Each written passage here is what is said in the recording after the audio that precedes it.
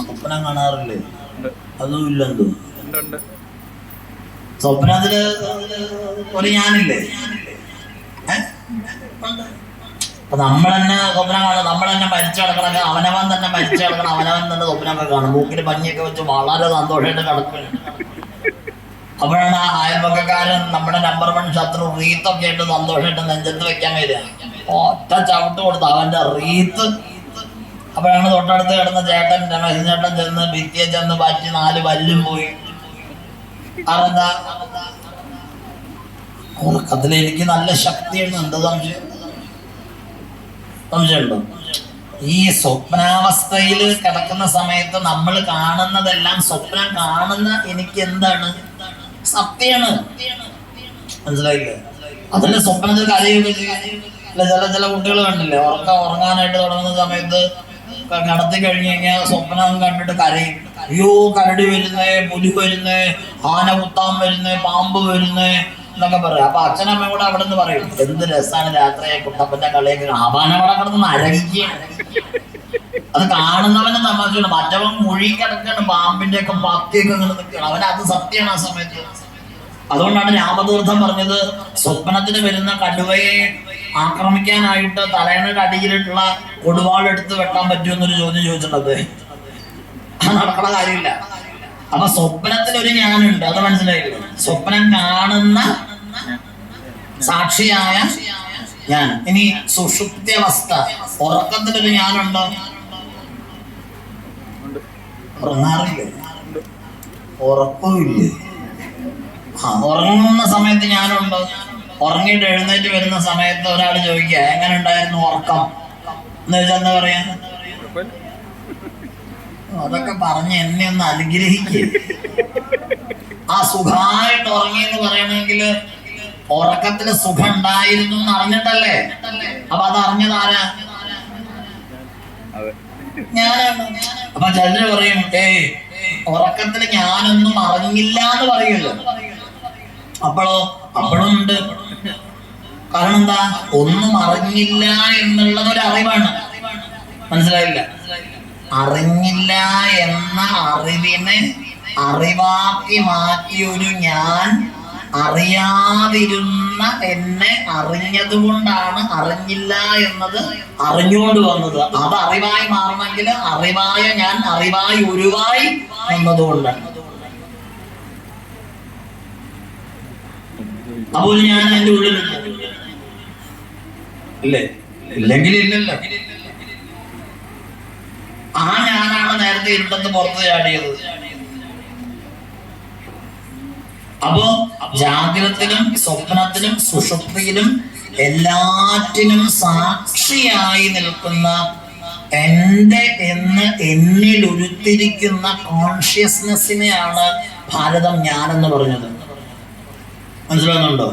അതായത് സാക്ഷി രൂപത്തിലുള്ള ബോധം, ഓൾട്ടേർഡ് കോൺഷ്യസ്നസ് എന്നൊക്കെ പാശ്ചാത്യം പറയും.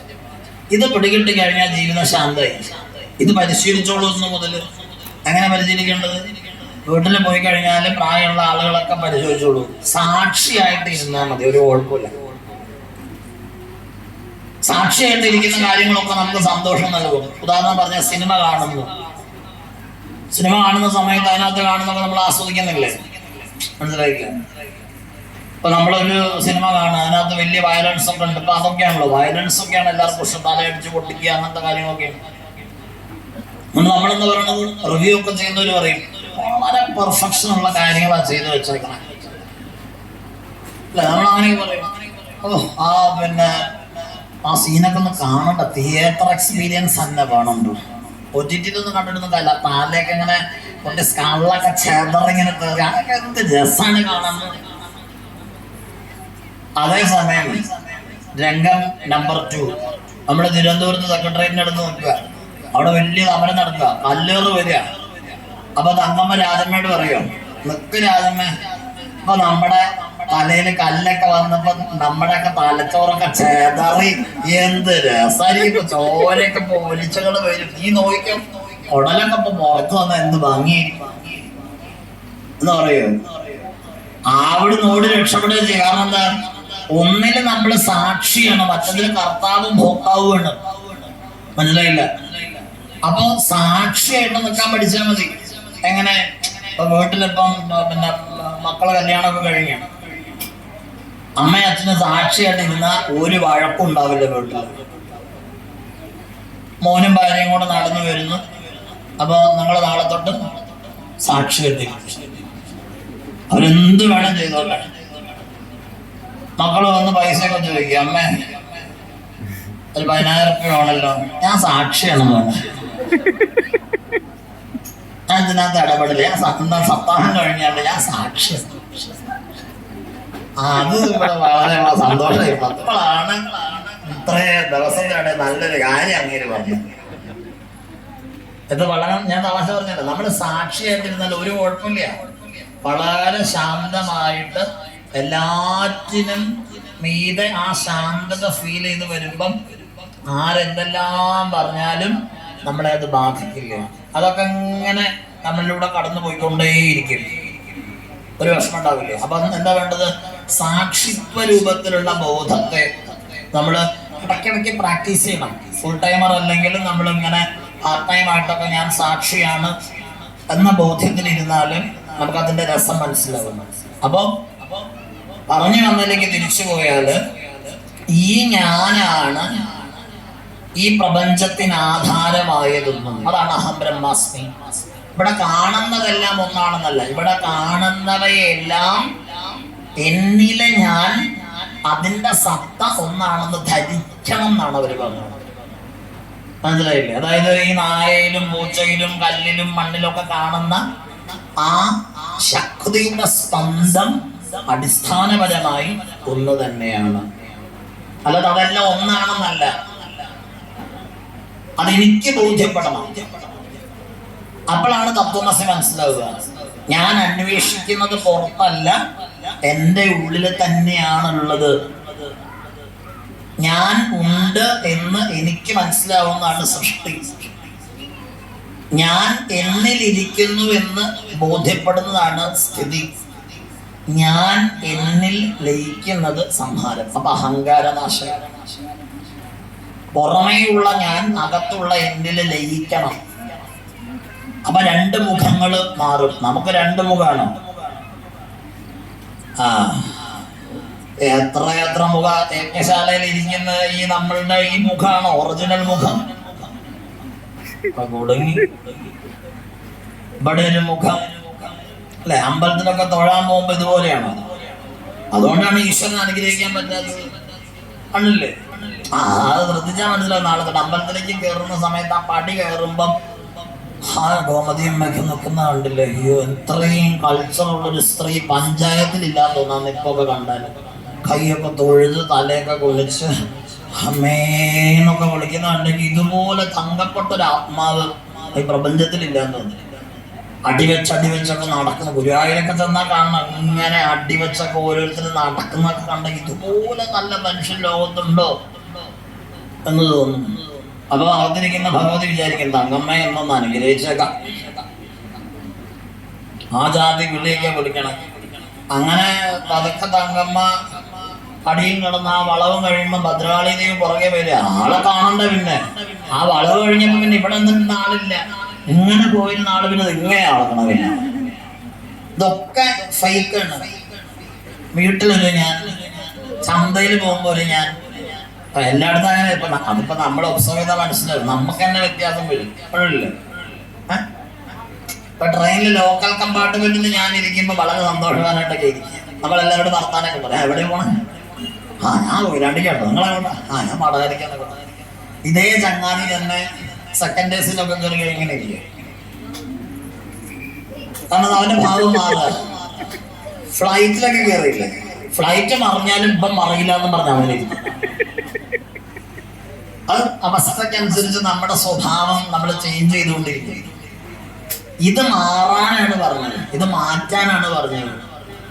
അപ്പം ആനന്ദം വരും. അപ്പോഴാണ് കാരുണ്യവും കൃപയും അനുകമ്പയും ഒക്കെ എന്താണെന്ന് നമുക്ക് ബോധ്യപ്പെടുക. നമ്മൾ വിചാരിക്കണ മാതിരി അല്ലത്.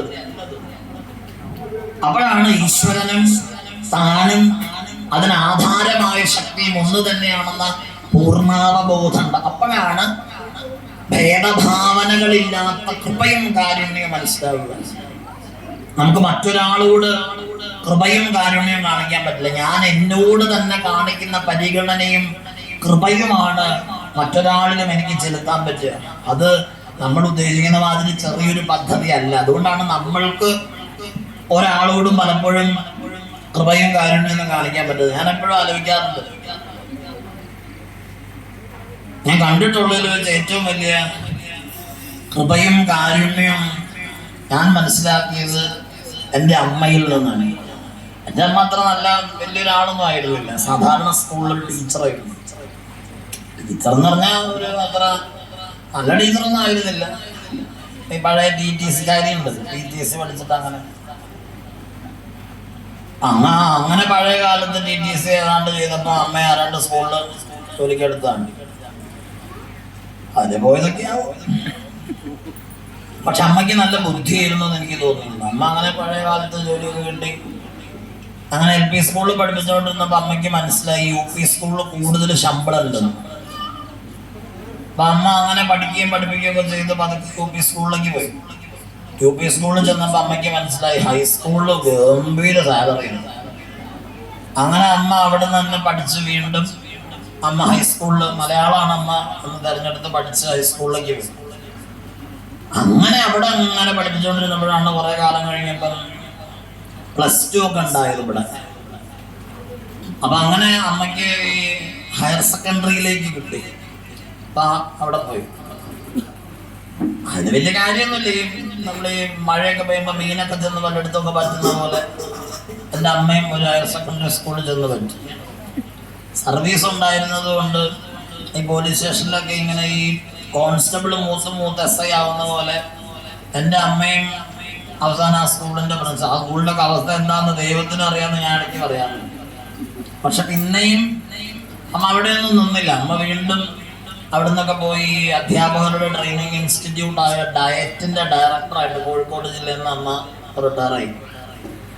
ഞാൻ പറഞ്ഞു വന്ന എന്താ വെച്ച് കഴിഞ്ഞാൽ ഈ അമ്മയ്ക്ക് ചില പ്രത്യേകതകളുണ്ടായിരുന്നു. അത് അനാദൃശ്യമായ ഇപ്പോഴും അങ്ങനെ തന്നെയാണ്. എൻ്റെ അച്ഛനൊരു അധ്യാപകനായിരുന്നു.